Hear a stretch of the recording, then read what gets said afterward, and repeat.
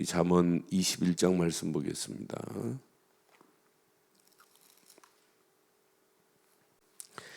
잠언 21장 말씀 보겠습니다. 23절부터 우리 31절 교독합니다.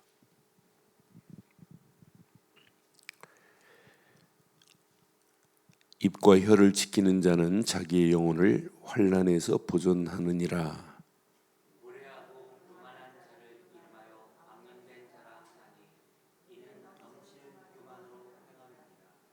게으른 자의 욕망이 자기를 죽이나니 이는 자기의 손으로 일하기를 싫어함이니라.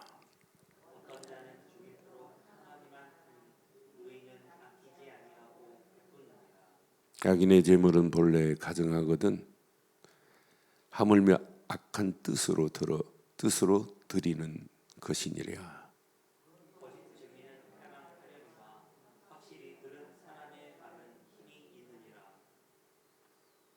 악인은 자기의 얼굴을 굳게 하나 정직한 자는 자기의 행위를 삼가느니라.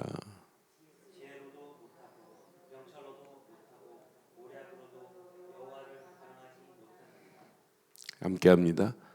싸울 날을 위하여 마병을 예비하거니와 이김은 여호와께 있느니라. 아멘. 우리가 아무리 몸부림치고 애를 써도 안 되는 거 많아요. 누가 하셔야 되냐? 하나님이 하셔야 돼요. 전쟁도 아무리 마병을 준비하고 대단한 군사력을 준비해도 그 전쟁을 이기게 하고 승리케 하는 것은 누구 손에 있냐? 하나님의 손에 있습니다. 우리 인생 갈수록 더 어려워지는데 여러분 어떻게 사실래요? 그래서 저는 우리 힘으로는 우리가 아무리 몸부림치고 애를 써도 이길 수 없다. 하나님이. 그래서 31절에 싸울 날을 위하여 마병을 예비하거니와 이김은 여호와께 있어요. 그래서 이사야서 31장 1절에 보면 이사야 31장 1절에 아무리 우리가 힘을 쓰고 몸부림치고 마병을 준비하고 전투력을 가져도 안 돼요. 자, 도움을 구하려 애굽으로 내려가는 자들은 화 있을진저. 애굽을 의지하면 안 돼요. 하나님을 의지해야지. 그들은 말을 의지하며 병거의 많음과 마병의 힘이 강함을 의지하고 이스라엘의 거룩하신 이를 시작 앙모하지 아니하며 여호와를 구하지. 이게 망하는 길이에요. 이럴수록 우리는 한 분만 의지하면 돼요. 그분 한 분만 의지하면 그분 안에 다 들어있어요. 전쟁 잘 싸웠다고 되는 게 아니에요. 승리는 전쟁의 주관은 하나님이. 다윗이 대단해요? 골리앗이 대단하지? 다윗하고 골리앗은 비교가 안 됩니다. 그렇잖아요. 다윗은 뭐 창이 있어요? 뭐가 있어요? 아무것도 없어요. 지팡이 하나 가지고 지금 골리앗 앞에 가는데 어떻게 이깁니까? 나는 단창도 없고 창도 없다고 고백하고 가잖아요. 하나 가지고 가잖아요. 나는 만군의 여호와의 이름으로 가노라 그러잖아요. 그게 승리의 무기입니다. 거대한 골리앗 그냥 물맷돌 한 방에 미간에 꽂히게 만들고 쓰러진 그를 골리앗의 칼을 빼서 골리앗의 목을 딱 쳐버리잖아요. 그러니까 우리가 대단한 건 아무것도 없어요. 우리에게 대단한 분은 한 분 계십니다. 오직 그리스도뿐입니다. 그 그리스도 말고는 붙잡을 게 없어요. 하나님이 전적으로 우리에게 역사하실 수 있는 길은 우리가 예수를 그리스도로 믿기 때문에 하나님의 손은 지금도 나와 함께 하시고 우리의 길을 가는 발걸음마다 보호자와의 능력으로 역사하시며 우리가 말씀 붙잡고 기도할 때 시공간을 초월하는 역사가 있게 될 줄 확신해요. 그래서 지난주 특별 새벽 기도에 7가지 언약 안에서 7가지의 흐름을 쭉 지금 설명했어요. 그 메시지 계속 묵상해 보세요. 야, 내가 하나밖에 한 게 없는데 예수를 그리스도로 믿은 것밖에 없는데, 나를 하나님 자녀 삼으신 정도가 아니라 임마누엘 정도가 아니에요. 구체적이어야 돼요. 보호자와의 능력이 우리의 신분과 우리의 권세를 주장하고 계십니다. 그러니까 어떤 문제가 와도, 전쟁을 만나도 수용할 수 있어야 돼요. 초월할 수 있어야 돼요. 아, 저거 별거 아니구나. 대부분 어디에서 지냐면 입에서 져요. 입술로 집니다. 그러니까 싸워보기도 전에 벌써 입술에 불신앙으로 지는 게 얼마나 많아요. 아이고, 못한다, 안 된다, 죽겠다, 환장하겠다, 미치겠다. 그러니까 미치죠. 그러니까 우리의 입술을 누가 주장해야 되냐? 내 혀를 어디에서 주장해야 돼? 그러니까 우리는 전쟁에 나가기 전에 뭐부터 해야 되냐면 믿음의 확신부터 있어야 돼요. 믿음의 확신 가진 사람은 뭐가 다르냐? 말이 달라요. 입술이 다르다. 그래서 23절에 얼마나 중요해요. 23절 오늘 진짜 한번 이 말씀 붙잡고 한번 묵상해 보세요. 내 입과 혀를 누가 지키고 있는지. 그래서 분명히 말하죠. 입과 혀를 지키는 자는 영혼을 환난에서 보존하느니라 그랬어요. 그러니까 내 입과 혀가 얼마나 중요한지 몰라요. 그리고 우리말에 그런 말 있잖아요. 말 한마디가 천냥빚을 갚는다고. 어떤 사람은 말 한마디가 밉상인 사람이 있어요. 그렇잖아요.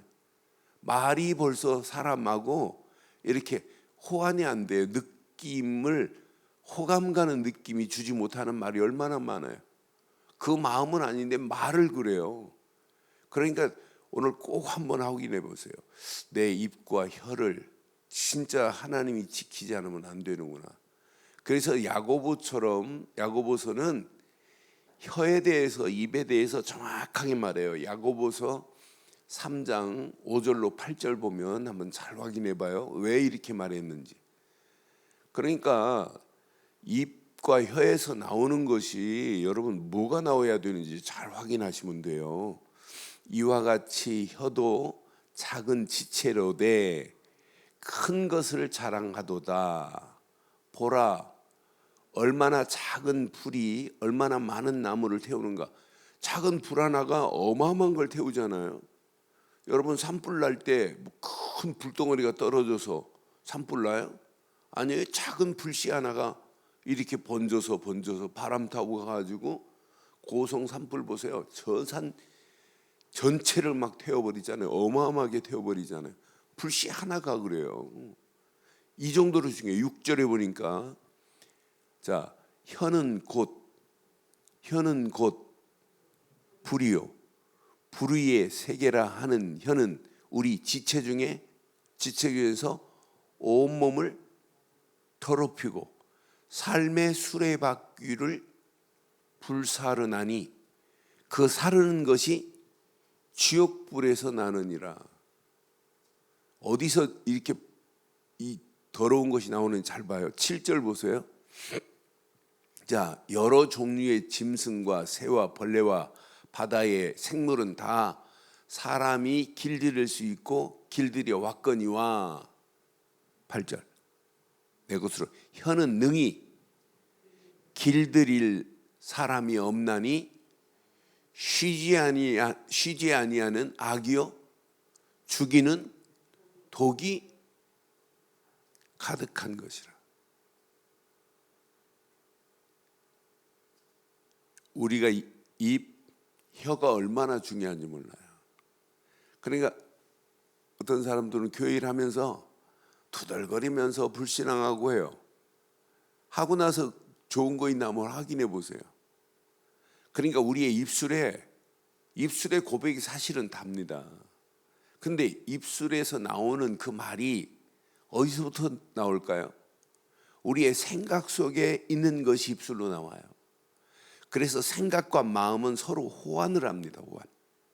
생각이 있는 것이 마음으로 또 뿌리 내리고 마음에 있는 것이 생각 속으로.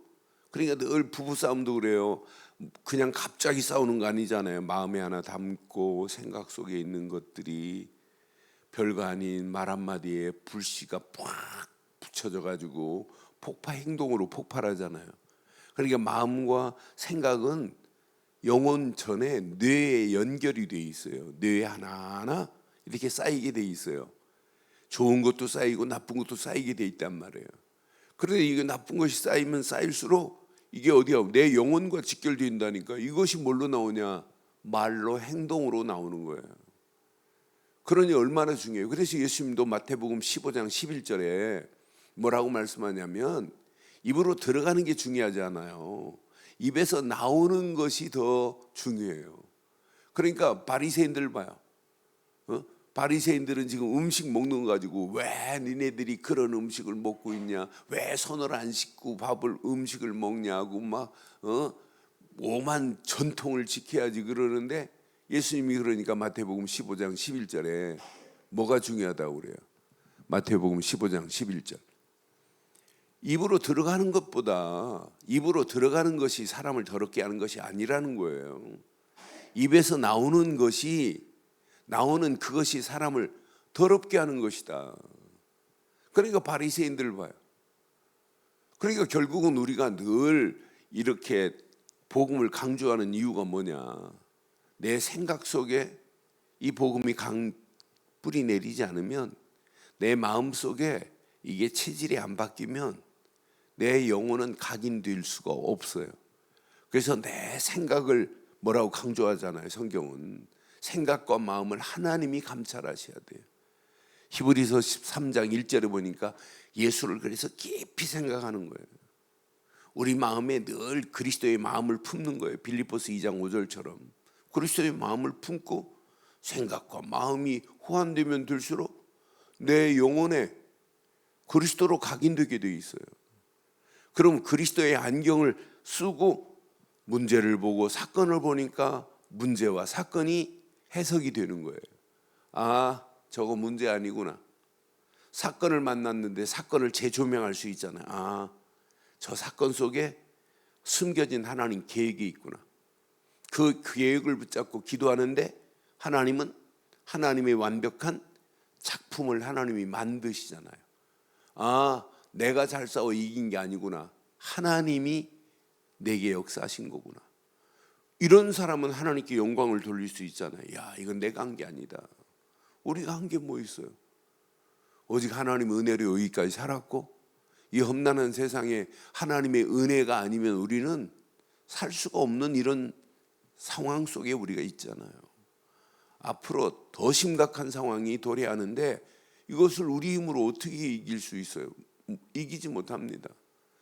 이기게 할 수 있는 분은 하나님만이 완벽한 백신 중에 최고의 백신이에요. 이분이 허락하지 않으면 이 재앙을 어떻게 이기겠어요? 이길 길이 없습니다. 답을 줘야 되는데 무조건 열심히 기도하라고?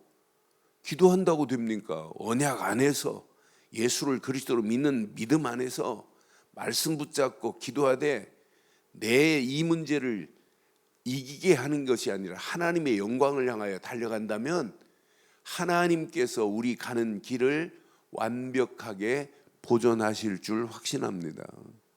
그분이, 나는 확신해요. 그분은 지금도 살아계셔서 우리와 함께 하십니다. 신명기 32장 10절에 보면 황무지 같은 곳에서 짐승이 울부짖는 곳에서 우리를 건져내신 그분, 지금도 우리를 호위하시고 우리를 인도하세요. escort and careful 그랬어요. 우리를 에스코트하고 계신단 말이에요. 어느 정도 에스코트 하시냐? 자기 눈동자와 같이 우리를 지키시고 계시는 줄 확신합니다. 그래서 오늘도 하나 안에 다 있어요. 저는 이 잠언을 확인하면서 솔로몬이 1000번제를 드렸던 확실한 언약의 사람이었어요. 그러니까 이 정도로 하나님 앞에 예배할 수 있는 방법을 안 사람은 솔로몬이에요.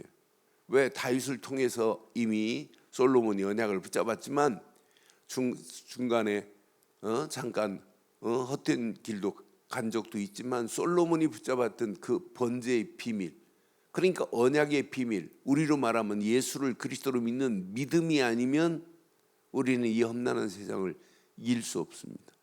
그분이 주시는 말씀이 나를 지배하지 아니하면, 그래서 28절에 거짓 정의는 패망하려니와 확실히 들은 사람의 말은 뭐가 된다고요? 힘이 있대요. 여러분, 오늘 이 아침 이 말씀 내 것으로 딱 붙잡기를 주의 이름으로 축원합니다. 여러분, 세상 이기려고 하지 마시고 세상을 이길 수 있도록 여러분이 싸우면 안 돼요. 내 안에 그분이 싸우셔야 돼요. 그래서 30절에도 분명히 말해요. 지혜로도 못하고 명철로도 못하고 모략으로도 여호와를 당하지 못하리라 그랬어요. 세상 지혜, 모략 아무리 있어도 하나님을 당할 자가 어디 있어요? 하나님이 역사하시면 끝나는 거지. 내가 100시간을 노력해도 하나님이 단 1초만 개입하시고 역사하시면 그게 더 센 거 아니에요? 내가 100날을 노력해도 안 돼요. 하나님이 단 0.1초만 딱 간섭하시고 터치하시면 끝납니다. 하나님이 역사하시는데, 하나님이 우리와 함께 하시는데, 그래서 오늘 이 아침도 우리의 생각 속에 무엇을 붙잡아야 되는가 한번 질문해 보시면 금방 답이 될 겁니다. 오직 그리스도가 아니면 안 되는구나. 내 마음에 오늘도 무엇을 담아야 되겠어요? 하나님 주신 오직 말씀을 담아야 되는구나.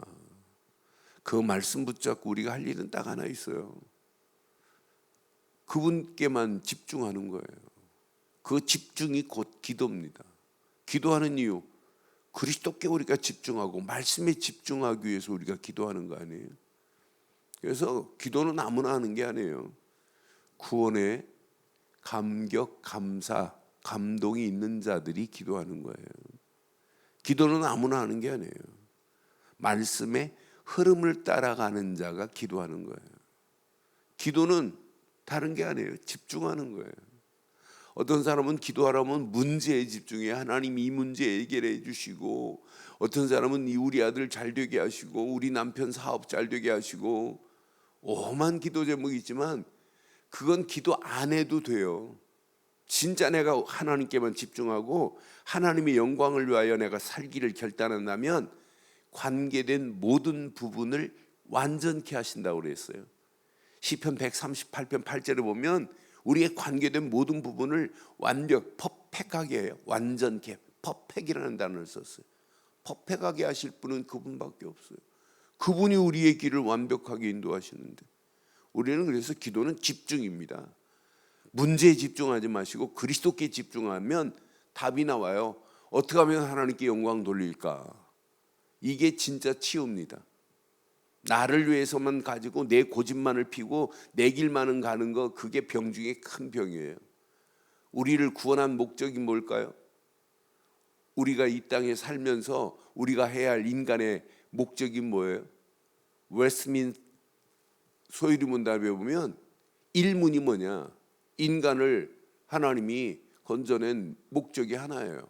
하나님의 영광을 위하여 저와 여러분들이 지음받게 된 줄 확신해요. 그럼 단 하루를 살다가도 하나님의 영광을 위하여 살다가는 거예요. 어떻게 하면 교회 제대로 세울까? 어떻게 하면 진짜 하나님께 영광 돌릴까? 어떻게 하면 저 죽어가는 영혼들에게 이 복음 말해서 저 영혼들을 살릴까? 저 영혼들이 바르게 신앙생활할 수 있는 바른 길을 인도해 줄까? 그게 다예요. 그게 진짜 치유 중에 치유입니다. 이 비밀을 가지고 움직이면 미래 염려할 필요도 없고 고민할 필요도 없고 계산할 필요도 없어요. 하나님이 우리의 모든 것을 완벽하게 인도하실 줄 확신합니다. 시편 139편에 보면 우리 안고 일어서는 것도 다 통촉하신데, 다 보고 계신데, 그런 하나님이 우리 하나님.